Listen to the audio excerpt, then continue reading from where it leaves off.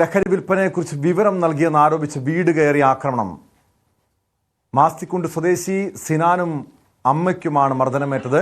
ഇവർ ചെങ്കള ആശുപത്രിയിൽ ചികിത്സയിലാണ്. വീട്ടുകാർ തന്നെയാണ് ആക്രമണ ദൃശ്യങ്ങൾ പകർത്തിയത്.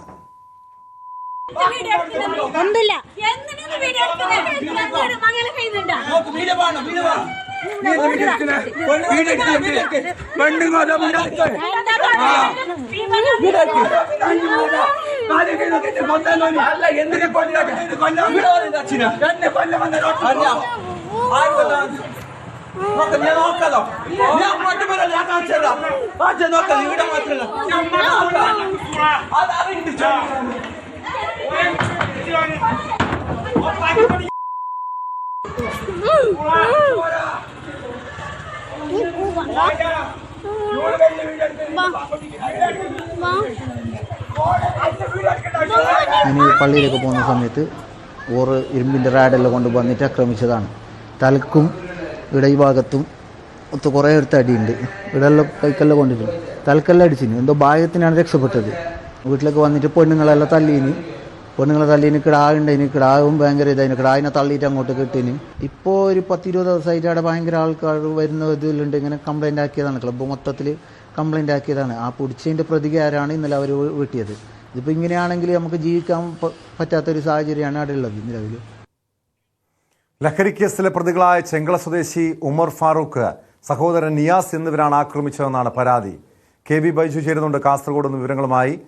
ബൈജു, ഈ മാസ്തിക്കുണ്ടിൽ ആൾതാമസമില്ലാത്ത വീട് കേന്ദ്രീകരിച്ച് ലഹരി വിൽപ്പന നടക്കുന്നുവെന്ന് ആരോപണം നേരത്തെ ഉയർന്നു.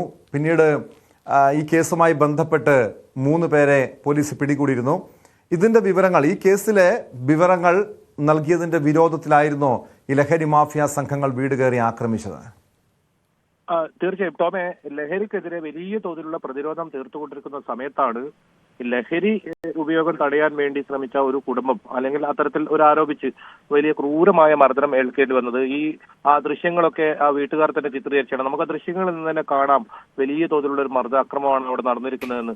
ഈ കുട്ടികളെ പോലും, ചെറിയ കുട്ടികളെ പോലും ആക്രമിക്കുന്ന സാഹചര്യം.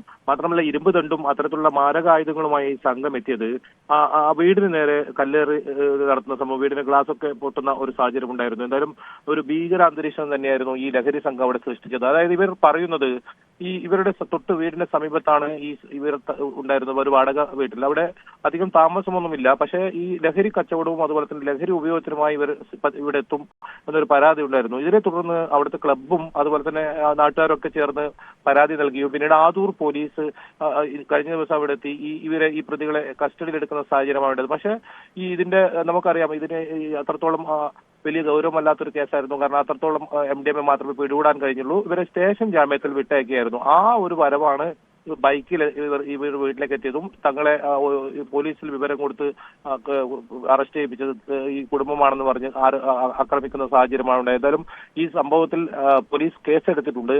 ഈ സഹോദരന്മാർ ഉൾപ്പെടെ 6ഓളം പേർ ചേർന്നാണ് ഇത്തരത്തിൽ ആക്രമിച്ചത്. ഇവർ ഇപ്പോഴും ആശുപത്രിയിൽ ചികിത്സയിലാണ്. ഈ കുടുംബം ഇവർക്ക് ഭീഷണിയുണ്ട്, വധഭീഷണി ഉണ്ടെന്നൊക്കെയാണ് ഇവർ പറയുന്നത്. എന്തായാലും ഈ സംഭവം പോലീസ് ഇപ്പോൾ കേസെടുത്തല്ലാതെ ഇതിൽ കൂടുതൽ ആരെയും പിടികൂടാനൊന്നും സാധിച്ചില്ല. ഈ സംഘം തന്നെ പെരുമ്പളിയിൽ മനസ്സിലാക്കാൻ കഴിയുന്നത് സ്ത്രീകളെ അടക്കം ഈ സംഘം, ഈ ക്രിമിനൽ സംഘങ്ങൾ ആക്രമിക്കുന്നുണ്ടല്ലോ. ക്രൂരമായ മർദ്ദനമേറ്റുവെന്നാണ് മനസ്സിലാക്കാൻ കഴിയുന്നത്. ഈ 2 പ്രതികൾക്കെതിരെയും പോലീസ് കേസെടുത്തിട്ടുണ്ട്. ഇവരെവിടെയുണ്ടെന്ന് കണ്ടെത്താൻ കഴിഞ്ഞിട്ടുണ്ടോ? ഇവർക്കെതിരെ ഇതിനു മുൻപ് ഈ ലഹരി കേസ് അല്ലാതെ ഏതെങ്കിലും ക്രിമിനൽ കേസുകളിലെ പ്രതികളാണോ ഇരുവരും? നമുക്ക് മനസ്സിലാക്കാൻ സാധിക്കുന്നത് നേരത്തെയും പല ലഹരി കേസുകളിൽ ഇവർ പ്രതിയാണെന്ന്. മാത്രമല്ല ഇവരൊരു പെരുമ്പള എന്ന് പറയുന്ന സ്ഥലത്ത് ഒരു ബൈക്ക് ഗാരേജ് നടത്തുന്നുണ്ട്. ഈ ബൈക്ക് ഗാരേജിനെ മറിയാക്കിയും പ്രധാനമായി ലഹരി കച്ചവടം നടത്തുന്നുണ്ടെന്നാണ് നാട്ടുകാർ പറയുന്നത്. അതേപോലെ തന്നെയാണ് ഈ വീട്ടിലും, ഈ മസ്തികുണ്ടയിലെ വീട്ടിലും ഇത്തരത്തിൽ ലഹരി ഉപയോഗത്തിനും അതുപോലെ തന്നെ വിൽപ്പനക്കുമായൊക്കെ ഇവർ ഉപയോഗിക്കുകയായിരുന്നു എന്നാണ് പറയുന്നത്. ഇവർക്കെതിരെ നേരത്തെ ലഹരിയുമായി ബന്ധപ്പെട്ട് കേസല്ലാതെ മറ്റ് കേസുകൾ ഉണ്ടെന്ന കാര്യത്തിൽ പോലീസിന് ഇതുവരെ ഇതൊന്നും ഇവരെ നമുക്ക് ലഭിച്ചിട്ടില്ല.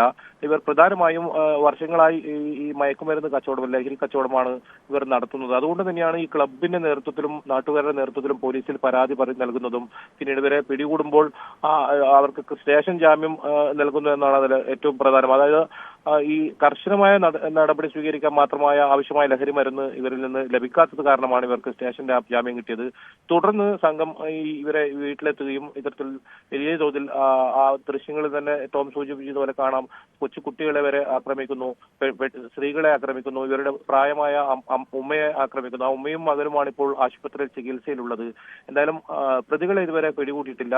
ഉടൻ പിടികൂടുമെന്നാണ് പോലീസ് പറയുന്നത്. പ്രതികളെ കണ്ടെത്താനായി തെരച്ചിൽ ആരംഭിച്ചിട്ടുണ്ട്. ഏതായാലും അത്തരത്തിൽ പോലീസ് ശക്തമായ നടപടി സ്വീകരിക്കാത്തത് അല്ലെങ്കിൽ ഇപ്പോഴും വലിയ ഭീതിയിലാണ് ആ കുടുംബം എന്നാണല്ലോ ബൈജു മനസ്സിലാക്കാൻ കഴിയുന്നത്. കാരണം നേരത്തെ അവര് പ്രതികരിച്ചപ്പോഴും ഇപ്പോഴും വധഭീഷണി ഉണ്ട് എന്ന് പറയുന്നുണ്ട്. അതുകൊണ്ട് തന്നെ പോലീസ് ഇവർക്ക് സുരക്ഷ ഒരുക്കേണ്ടതല്ലേ? അത്തരം ഒരു ആവശ്യം അവർ ഉന്നയിക്കുന്നുണ്ടോ?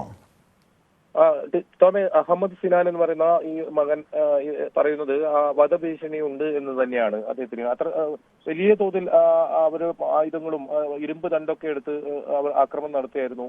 അതുകൊണ്ട് തന്നെ അവർ വധഭീഷണി മുഴക്കിയാണ് അവിടെ നിന്നും തിരിച്ചു പോയതെന്നും പരാതിയിൽ പറയുന്നുണ്ട്. പോലീസിന് ആ കാര്യം പോലീസിന് ബോധ്യപ്പെടുത്തിയിട്ടുണ്ട്. പക്ഷേ എന്തുകൊണ്ട് ഇതുവരെ പോലീസിന് പ്രതികളെ പിടികൂടാനായിട്ടില്ല, ഇതുവരെ കണ്ടെത്താൻ കഴിഞ്ഞിട്ടില്ല എന്നാണ് പറയുന്നത്. ഇവർക്ക് കർണാടകത്തിൽ നിന്നുള്ള ഒരു വർഷങ്ങൾക്ക് മുൻപ് ഇവിടെ എത്തിയ ആളുകളാണ്. കർണാടകത്തിലാണ് കൂടുതൽ ഇവർക്ക് ഈ ബന്ധങ്ങളുള്ളത് ഈ പ്രതികൾക്ക്. മാത്രമല്ല കർണാടകത്തിൽ നിന്നും കൂടുതൽ ഈ മയക്കുമരുന്ന് വസ്തുക്കളൊക്കെ അതിർത്തി കടത്തി ഈ കാസർഗോഡും അതുപോലെ തന്നെ കേരളത്തിന്റെ മറ്റു ഭാഗങ്ങളിലേക്ക് എത്തിക്കുന്ന ഒരു സംഘം കൂടിയാണെന്നാണ് പറയുന്നത്. ഇത്തരം വലിയ സംഘങ്ങളെ പിടികൂടുമ്പോഴും ഇവരുടെ കയ്യിൽ നിന്നും ചെറിയ ക്വാണ്ടിറ്റി മാത്രമാണ് MDMA ഉൾപ്പെടെയുള്ള വസ്തുക്കൾ പിടിക്കുന്നത്. അതുകൊണ്ട് തന്നെ ഇവർക്ക് ജാമ്യം ലഭിക്കുന്നു എന്ന ഒറ്റ കാരണം കൊണ്ടാണ് ഇവർ വീണ്ടും വീണ്ടും ഇത്തരത്തിൽ ഇത്തരം അതിക്രമങ്ങൾ നടത്തുന്നതും ഈ മയക്കുമരുന്ന് യഥേഷ്ടം വിൽപ്പന നടത്തുന്നതും. ഏതായാലും വലിയൊരു സംഘം തന്നെ ഇവരുടെ പുറകിലുണ്ടെന്നാണ് ഈ കുടുംബം പറയുന്നത്. അത്തരത്തിൽ ഭീഷണി അവരുടെ ഭാഗത്തുനിന്നും ഉണ്ട് എന്നും പറയുന്നുണ്ട്. ഏതായാലും പോലീസ് ഇവരെ ഉടൻ പിടികൂടുമെന്ന പ്രതീക്ഷയോടാണ് ഇവർ ഉള്ളത്. ഇതുവരെ ഈ പ്രതികളെ പോലീസിന് പിടികൂടാൻ സാധിച്ചിട്ടില്ല. കേട്ടോ, ഈ ആക്രമണം ആസൂത്രിതമായിരുന്നോ? ഈ 2 പേർ മാത്രമാണോ ഇതിന് പിന്നിലുണ്ടായിരുന്നത്? മാരകായുധങ്ങളുമായിട്ടാണ് ഇവരെത്തിയത്. ഈ കേസിൽ, ഈ വീട് കയറിയുള്ള ആക്രമണ കേസിൽ കൂടുതൽ പ്രതികൾക്ക് പങ്കുണ്ടോ? എന്താണ് പോലീസ് നൽകുന്ന വിവരം?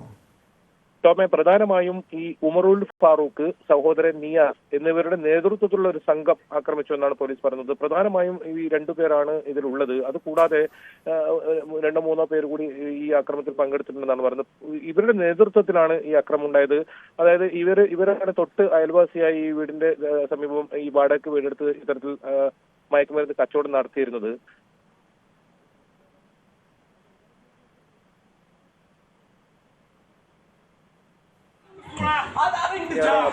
വ്യക്തമാണ്. കാസർഗോഡ് നിന്ന് KB ബൈജു ആണ് വിവരങ്ങൾ നൽകിയത്. കാസർഗോഡാണ് ലഹരി മാഫിയ സംഘത്തെ കുറിച്ചുള്ള വിവരങ്ങൾ നൽകിയതിന്റെ പേരിൽ വീട്ടിൽ കയറി ആക്രമണം ഉണ്ടായത്. സംഭവത്തിൽ 2 പേർക്കെതിരെ പോലീസ് കേസും എടുത്തിട്ടുണ്ട്.